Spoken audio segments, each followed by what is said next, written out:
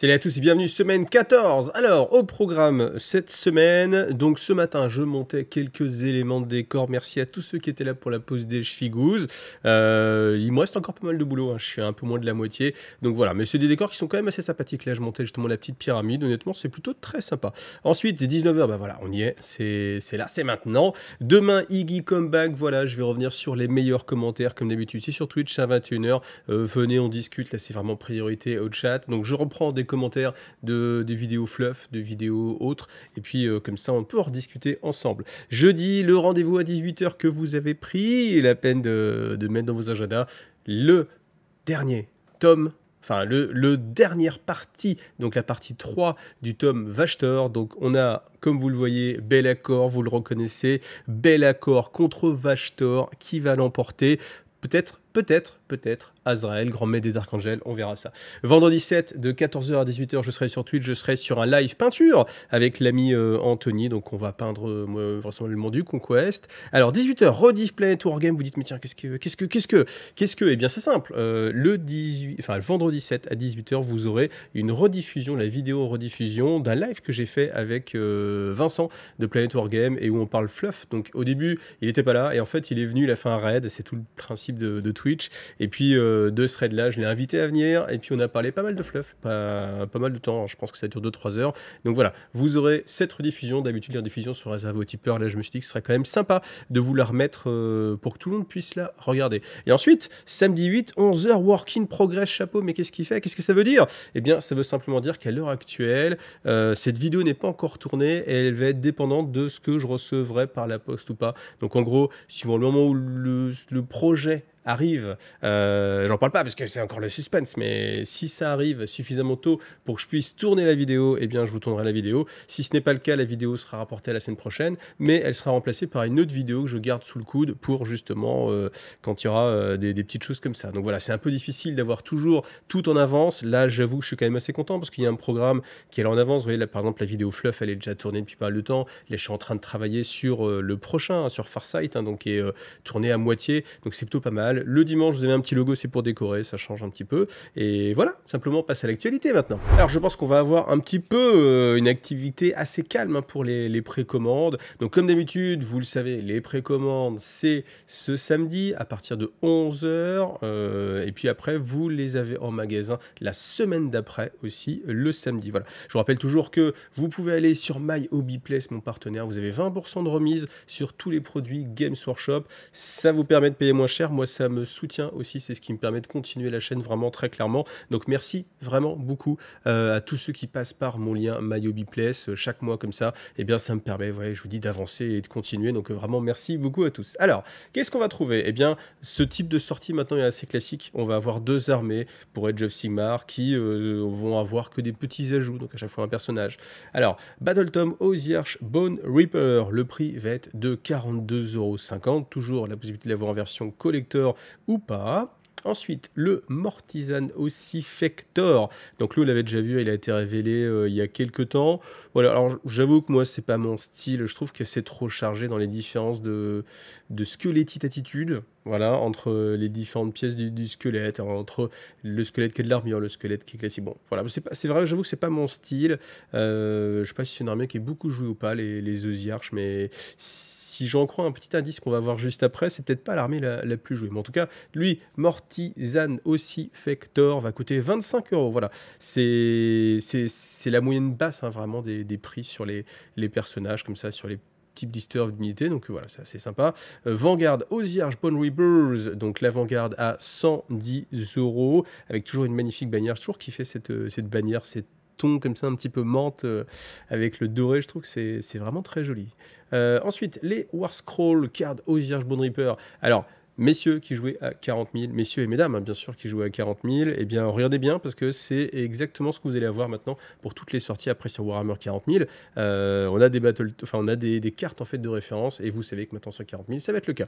Donc, est-ce que les prix vont être respectés ou pas? Je ne sais pas. Donc là, War Scroll Crowd, donc ça va coûter 29 €. Est-ce que ce sera la même chose pour Warhammer 40 000? Est-ce que vous aurez des cartes War Scroll à cette gamme de prix-là? En tout cas, ben, ayez-le en tête. Voilà, là, vous avez un paquet de 20 cartes de référence. Alors là, ensuite, si vous calculez, vous voyez certains codex 40K qui ont beaucoup plus d'entrées que ça dans la liste. Vous dites, ah, le prix peut augmenter. Mais en tout cas, voilà, ça donne déjà une petite idée. Ensuite, Battle Tome Soulblight Gravelord. Donc la même chose, 42,50 pour le bouquin. Alors, vous êtes un petit peu plus gâté si vous jouez les Soulblight, parce que vous avez aussi Ivia Volga The Outcast, donc une figurine que je trouve vraiment réussie, elle est pas mal, hein, avec cette dynamique comme ça, les chauves-souris qui sortent un petit peu de la jupette, voilà, les pattes de loup un peu, je trouve c'est mignon, enfin mignon, c'est peut-être pas le mot, mais c'est quoi que ça peut avoir un petit côté conte de fées. Je pense qu'elle passerait vraiment très bien dans un conte de fées ou un conte des frères Grimm, voilà. En tout cas, elle va coûter 30 €.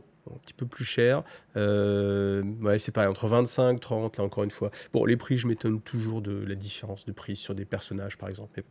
Ensuite, alors je sais pas comment ça se prononce, Waig, King of Skeletal Steed. J'aurais fait de mon mieux.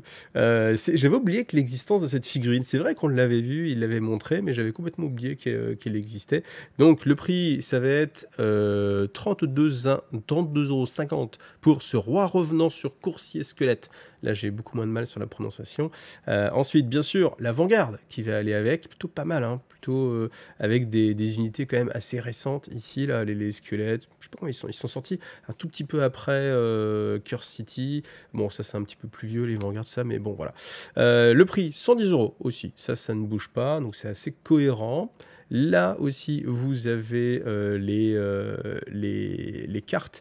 Alors, là, on vous dit qu'il y a 46 cartes. 46 cartes, le prix va être de 29 € aussi, ce qui veut dire que le prix n'est pas forcément ultra déterminé par le nombre de cartes qu'on peut avoir à l'intérieur. Bon, voilà. Moi, c'est vrai que ne jouant pas à OS, je ne me suis jamais trop attardé sur le nombre de cartes qu'il peut y avoir dans ces War Scroll Cards. Maintenant que ça va être sur 40K, j'ai un petit œil dessus. Ensuite, eh ben, voilà, eux, ils ont la chance incroyable d'avoir des dés Rakam. Non, je veux dire des dés Soulblight Gravelord. Alors que, eh bien, les Osiarches ne l'ont pas. Donc, c'est pour ça que je me dis que peut-être les Osiarches sont beaucoup moins plébiscités que les Soulblight. Mais Soulblight, c'est une armée, je pense, assez populaire, même si là, on n'a pas de grosses sorties. Vous voyez, même pour une sortie qui n'est pas grosse, c'est-à-dire juste le nouveau Battle Tome, juste une figurine, on a quand même 2 figurines ici. Donc, ils sont quand même un petit peu plébiscités. Donc, le prix de ces dés, ça va être 32,50 €. Voilà. Ensuite, des choses chez Forge World. Donc, voilà, des torses de Dread, et puis du Seigneur des Anneaux, voilà, avec des vieilles figurines voilà, qui tournent comme ça. Alors c'est vrai que ça a l'air encore pas mal joué, hein, Seigneur des Anneaux. Je vois quand même tourner des gens qui font des parties, etc. Alors après, ces figurines sont quand même assez vieillottes, mais bon, à défaut d'avoir autre chose, on a quand même le magnifique Nazgûl qui était quand même, quand elle est sortie, une figurine vraiment emblématique. Je sais pas combien il coûtait. Là, j'ai pris 60 € comme ça qui me vient en tête, mais voilà, à voir maintenant comment ça va coûter aussi. Et puis en Black Library, on n'a vraiment rien pour la France. Donc on attend toujours Cypher, hein. Cypher, on compte sur toi. Alors j'en profite pour vous présenter le sponsor de cette vidéo avec Archon Studio qui va bientôt lancer, vous voyez, le 11 avril. Je serai sur le coup, je peux d'ores et déjà vous annoncer que le 11 avril, il y aura un live qui va détailler vraiment le lancement. C'est Dungeon on Laser numéro 5, à savoir World of the Slayer. Donc c'est une grosse quantité de figurines qui va sortir. Les figurines, si vous voulez vraiment le détail, je les ai montrées déjà. J'ai reçu quelques exemplaires que j'ai montés en live. Donc je crois que ça doit être encore sur Twitch, mais quoi qu'il arrive, le 11, après que le Kickstarter soit sorti, justement, il devrait sortir. J'ai pas l'horaire, mais quoi qu'il arrive, à 21 h, je pense que ce sera bon. Et même si c'est à 10 h, on sera encore là. Eh bien, je vous montrerai toutes les figurines. Je vous montrerai aussi les figurines de Dungeon on Laser 4, c'est-à-dire celui qui a été livré juste avant. Comme ça, vous pourrez juger, parce que là, on a un argument commercial. Vous voyez, c'est compatible avec Donjons et Dragons comme Wizkid. C'est pas cher comme Reaper miniature. C'est vrai que c'est pas cher quand on voit le prix par figurine. C'est assez dément. Et on a la qualité et la durabilité du plastique Games Workshop, ce que vous pourrez vérifier. Est-ce que j'ai déjà pu vérifier. Donc voilà, donc je ne détaille pas beaucoup plus parce qu'on aura vraiment le temps de revenir dessus. Donc je vous invite quand même, je vous mets le petit lien si vous avez envie d'aller regarder en attendant. Mais sinon, encore une fois, rendez-vous mardi 11 en live et je vous montrerai aussi tout ce qu'on a reçu, les créatures énormes qu'il y avait dans Dungeon Laser 4 et aussi on détaillera tout ce qu'il y a ici avec, vous voyez, quand même énormément de figurines. Alors ça continue à nous sortir de la Boarding Patrol, il y a eu énormément de sorties et là manquait la League of Votan et alors on ne savait pas que ça allait manquer, mais ils nous rajoutent les agents de l'Imperium, vous voyez, avec un assassin, un autre, des persos qui étaient un peu disparates. Donc on a cette force-là qui vient, qui est assez présente. Ça me rappelle, moi, vraiment, quand même, hein, ce qu'ils avaient sorti à l'époque, le Codex, alors comment ils l'avaient appelé, je sais plus, agent de l'Imperium, c'était où il y avait les Inquisiteurs à la base. Comment il devait s'écouter, je sais plus, Codex Inquisition, un truc comme ça. C'était il y a très longtemps, hein, mais en tout cas, ressortir toutes ces figurines comme ça, qui ne sont ni de l'Astra Militarum, ni du Space Marine, quelque chose d'un petit peu intermédiaire, c'est quand même plutôt sympa. Alors après, la question reste entière, je pense, moi j'ai une... voilà, la question c'est, est-ce que ces Boarding Patrol, on va pouvoir les jouer dans le mode de jeu spécial de Warhammer 40 000 qui va s'appeler Patrouille? J'ai pas encore de réponse, n'a pas encore de réponse. J'aurais espéré que peut-être ils nous mettent un petit texte en mode, et en plus ce sera parfaitement compatible avec la V10. Je n'ai pas eu cette phrase-là, donc pas de confirmation. C'est presque étonnant et inquiétant parce qu'en fait, si, enfin d'un côté, vous voyez, il le confirme pas. Maintenant qu'on a annoncé la V10, je vois pas l'intérêt de pas l'annoncer en disant, bah vous avez aimé, vous savez qu'il y aura le format patrouille. Voilà. Peut-être si ce n'est juste pour faire monter l'intérêt, hein, que les gens comme ça se disent, est-ce que ça va être compatible ou pas?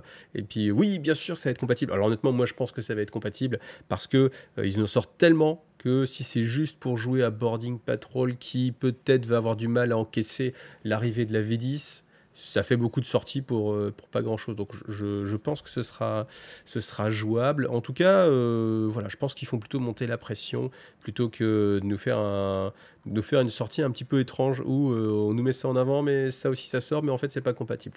J'y crois moyennement. Ce qui me permet d'arriver au sondage de cette semaine. Alors le sondage, est-ce que vous pensez que les Boarding Patrol, attention, les Boarding Patrol, celles où vous avez les icônes comme ça, arcophomènes, seront compatibles dans le mode de jeu patrouille qui a été annoncé pour la V10 ou pas? Oui ou non? À vous de me dire. Ce qui me permet de rebondir pour une fois sur le sondage de la semaine dernière. Je vous ai demandé votre hype pour la V10. Alors oui, je sais, on n'a pas beaucoup d'informations, mais on a quand même des pistes hein, maintenant. On sait que ce ne sera pas de l'activation alternée. On sait que les règles vont pas être révolutionnaires. On sait qu'on va avoir toujours un jet pour toucher, toujours un jet pour blesser. Vous voyez, ce genre d'informations. Donc, en fonction de ça, quel était votre sentiment? Je le sens très mal, 14%. J'attends de voir la moitié des gens, 50%, à peu près 49%. Et ça a l'air génial, de gens qui sont vraiment très très emballés. 37%. Donc voilà, n'ont pas été... Enfin, après je me dis, on verra dans les commentaires, est-ce que ça part plus sur... on en reparlera d'ailleurs hein, demain soir hein, dans les Geek Comeback. Est-ce que ça part plutôt parce qu'on l'attend mal? Enfin, qu'est-ce qui fait qu'on l'attend très mal? Est-ce que ça ne nous a pas assez changé? Moi je pense que ça va être vers ça que je vais m'orienter. Je pense que si c'est trop proche de la V9, moi je vais être plutôt dans la catégorie des déçus. Si vraiment on a des nouveaux modes de jeu, que c'est beaucoup plus rapide, on n'est pas encombré et qu'on a vraiment cette facilité à jouer, c'est vraiment ça pour moi qui est au cœur de la réussite de la V10, c'est la facilité à jouer. Je pense que je serai en mode génial. Voilà, donc n'hésitez pas à venir demain soir en live sur Twitch à 21 h pour qu'on discute de tout ça. Alors bien sûr, hein, toutes les sorties qu'on va avoir maintenant sur 40 000, ça va être grosso modo de la présentation des figurines qu'on a déjà vues hein, dans cette vidéo. Et là, on a ce nouveau lieutenant. Alors là, qui est bardé. Je crois qu'il n'y a plus de place. Hein. On ne peut plus mettre de détails. Si, tout encore sur l'épaulette, mais alors on pourra même plus mettre la décalco. Si, sur les chevilles, peut-être qu'il pourrait avoir des grenades encore sur les chevilles. Mais bon, là, on est sur une figurine ultra chargée. Donc, ami peintre, bonne chance à vous. En tout cas, voilà. Je pense que comme ça, on va avoir des révélations de toutes les figurines au fur et à mesure. Alors là, on est sur quelque chose qu'on avait déjà vu plus ou moins dans la vidéo. Pas de grosses surprises. Moi, je pense qu'on attend vraiment avec beaucoup plus d'impatience, c'est toute la gamme Tyrannide. Donc, j'espère qu'il y aura une alternance. Comme ça, que chaque semaine, on va avoir une ou ou deux figurines tyrannides. Ça, c'est vraiment quelque chose qu'on attend avec impatience, en tout cas moi que j'attends avec impatience. Et puis voilà, donc je sais pas ce que vous en pensez. Moi, je le trouve plutôt réussi. Peut-être, encore une fois, un petit peu trop de détails, mais bon, ça c'est toujours un petit peu le reproche que je peux faire sur les Figurine Games Workshop, surtout quand on doit les passer sous son pinceau. Allez, vous le savez, je vis de ce travail grâce à Tipeee. Donc Tipeee, vous voyez, le financement objectif, on est à 99%, il manque vraiment plus grand-chose. Donc écoutez, il manque 13 euros, techniquement 13 euros, et j'ai chaque début de mois comme ça l'équivalent du SMIC, grâce à vous, grâce à Tipeee. Donc pour me permettre voilà, de continuer de travailler, de vous faire ces vidéos, de vous faire du fluff, de vous faire découvrir des nouveaux jeux, etc.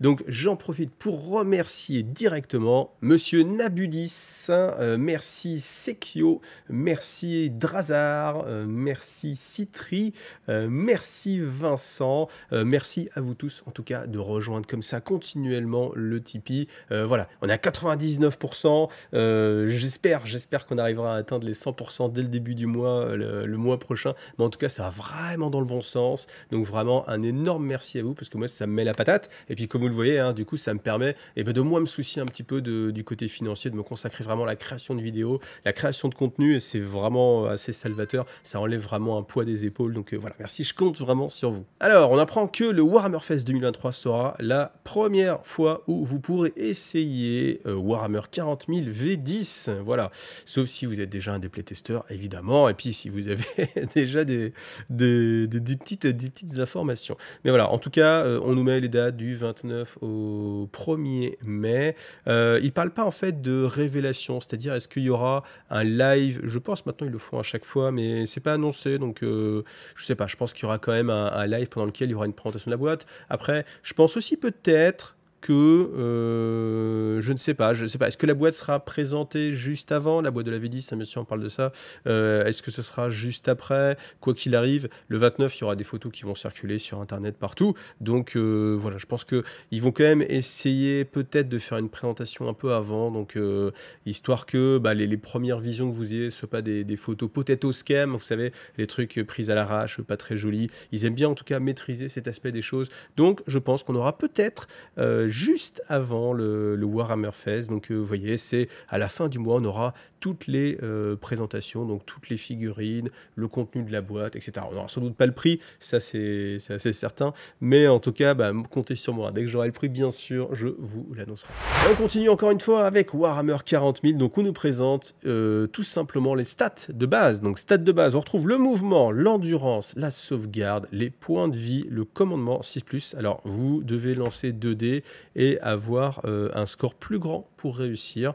Donc voilà, ça fait du ping-pong entre les jetés de dés. Alors c'est vrai que quand on a fait toutes les versions de Warhammer 40 000, les jets de commandement, si vous jouez pas souvent, c'est souvent un truc où vous êtes en mode attends, faut faire plus, faut faire moins, je sais pas, ça change presque à chaque version. Bon, on est revenu sur on lance 2 dés, faut faire plus, voilà. Ensuite, objectif contrôle, alors on nous l'explique là, à quoi ça va correspondre. Déjà, c'est une statistique pour chaque figurine, et alors il faut que je le retrouve, je vais vous le retrouver. Voilà, la phrase est là, no hedge model has one ce qui veut dire que ça va être déterminé par figurine, donc modèle figurine, par figurine et non pas par unité. Ça, c'est assez important parce que si on a une zone de contrôle, eh bien, il faut que si vous avez 3 figurines qui touchent, il ne suffit pas que dans votre escouade, vous ayez un gars qui tend le petit pied et touche un petit peu l'objectif. Là, c'est vraiment le nombre de modèles, donc on va avoir comme ça, vous avez quoi, 4 figurines, 4 figurines qui ont OC2, ça fait 8 d'OC. Toi, combien? Tu as un Carnifex qui a 10, ok, elle est pour toi. Je trouve que ce système-là va vraiment être super, très simple. Il y a juste une addition à faire, mais une petite multiplication, mais je pense que ça va être quand même malgré tout assez simple pour déterminer qui va contrôler un objectif, et que surtout, on va être rarement sur des égalités, enfin j'imagine qu'on va être assez rarement sur des égalités, il va y avoir un vrai engagement de vouloir aller sur les objectifs. On nous dit que les tanks et les créatures vont compter vraiment lourd, donc typiquement quand vous avez une armée de Imperial Knight ou Chaos Running at Night, eh bien vous allez pouvoir mettre des pieds sur les objectifs et compter pour beaucoup. Voilà. Alors, Alors, la caractéristique de commandement, voilà, on vous dit que maintenant c'est sur du 6+, qu'il faut dépasser en lançant 2 dés, voilà, donc c'est un petit peu équivalent à ce qu'il y avait avant. Où sont les caractéristiques? Alors ça c'est quand même plutôt pas mal, ils se sont dit on va simplifier la lecture et au final, voilà, ça va dans le bon sens. Alors, ça n'a pas simplifié le jeu, c'est-à-dire que vous avez exactement les mêmes étapes, sauf que quand on lit, on n'a pas à regarder en haut, plus en bas, plus un petit texte. On a juste une ligne et on sait que ball pistol, voilà. Combien d'attaques? 1. Alors c'est encore plus vrai avec le corps à corps. Combien d'attaques? 3. Donc on peut imaginer que ce sera quand même beaucoup plus simple d'avoir directement marqué 3 attaques plutôt que 2 fois étant 2 fois votre nombre d'attaques de base ou vous voyez, des choses comme ça. Surtout avec les gantelets, c'est ce qu'ils mettent. Les gantelets en général, on avait un malus pour toucher. Donc là, on va imaginer que ça va être directement mis dedans. Gantelet, ça va être 4+ au lieu de 3+ pour toucher. La force, au lieu que ça marqué x2, ça va être force 8 directement. Voilà, AP, dommage, etc. Donc ça va être quand même un peu plus simple, je pense, à lire. Malgré tout, on a quand même une question qui se pose. C'est à partir du moment où toutes ces stats vont être sur votre War Scroll. Alors c'est cool, hein, on a vu le War Scroll avec les Termagants. Vous avez 3 armes différentes, de tir, une arme de close. Ok, maintenant... Quid des escouades de vétérans avec le lieutenant qui peut être full équipé. J'avoue que ça peut commencer à faire peur parce que quand vous voyez certaines grilles d'amélioration, vous dire que au final, ah bah c'est cool, vous avez votre carte. Mais alors si votre carte elle est blindée de lignes avec le plasma, le fuseur, le combi-bolter, le graviton, etc.